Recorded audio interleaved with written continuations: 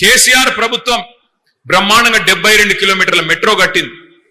ఆ తర్వాత మొత్తం టెండర్ ప్రక్రియ పూర్తి చేసింది. మెట్రోకి రాయదుర్గం మీ శేర్లింగంపల్లి కాన్స్టిట్యున్సీ నుంచి ఎయిర్పోర్ట్ దాకా పోతూ మధ్యలో రాజేంద్ర నగర్ కాన్స్టిట్యున్సీలో కూడా 3 స్టాపులు పెట్టి ఇక్కడికెళ్ళి అక్కడ దాకా పట్టణం పెరుగుతున్నది, ట్రాఫిక్ పెరుగుతున్నది.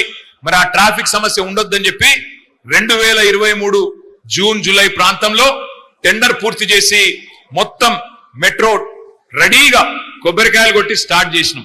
ఈయన రాగానే వచ్చి తీసుకున్న మొట్టమొదటి తుగ్లక్ నిర్ణయం మెట్రో రద్దు, ఎయిర్పోర్ట్ మెట్రో రద్దు. 2.5 ఏళ్ళు అయిపోయింది. అయిపోయినాక ఇవాళ డ్రామాలు చేస్తున్నాడు. ఎయిర్పోర్ట్ మెట్రో ఎందుకు రద్దు చేసినవరా నాయన అంటే చెప్పడు. ఇలా ఎయిర్పోర్ట్ మెట్రో కనుక కొనసాగి ఉంటే ఈ పాటికే పూర్తయిపోతుండే. 2 ఏళ్లలోనే పూర్తి కావాలని కండిషన్ పెట్టినాం. అందులో ల్యాండ్ అక్విజిషన్ కూడా లేదు, భూసేకరణ సమస్య కూడా లేదు.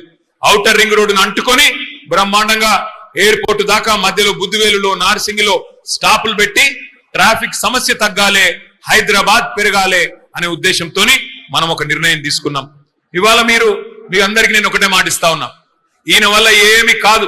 ఇప్పుడు కొత్త డ్రామాలు ఆడుతున్నాడు. లకడికా పూల్ నుంచి పటాన్ చెరువు వరకు మెట్రో మనం ప్రతిపాదిస్తే భారతీయ జనతా పార్టీ ప్రభుత్వం వాళ్ళు ఇయ్యలే. ఎక్కడనో ఉత్తరప్రదేశ్ లో చిన్న చిన్న పట్టణాలకు ఇచ్చినారు.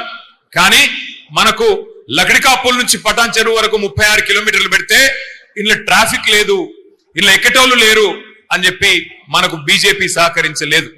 కానీ ఇవాళ డ్రామాలు ఆడుతున్నారు రేవంత్ రెడ్డి గారు, కిషన్ రెడ్డి గారు ఇద్దరు కలిసి.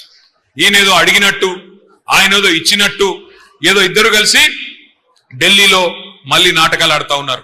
ఒకటి మాత్రం నేను మీకు పక్కా చెప్తా ఉన్నా, మళ్ళీ మెట్రో పట్టాలు ఎక్కాలి అంటే 2028లో కేసీఆర్ తిరిగి రావాల్సిందే.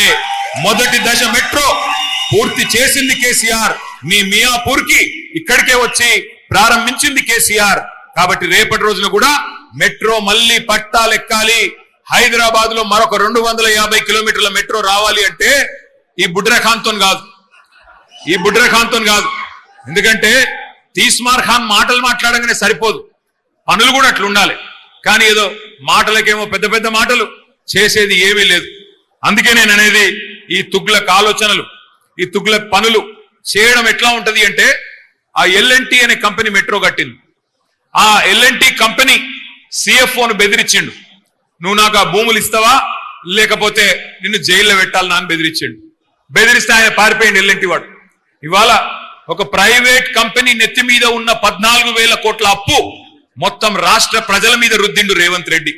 ఆయన తుగ్లక్ ఆలోచన విధానం వల్ల 14,000 కోట్ల అప్పు, ఎల్ఎన్టీ కట్టాల్సిన అప్పును ఇవాళ రాష్ట్ర ప్రజల మీద రుద్ది, మనందరి మీద రుద్ది ఒక తుగ్లక్ నిర్ణయం తీసుకున్నాడు రేవంత్ రెడ్డి.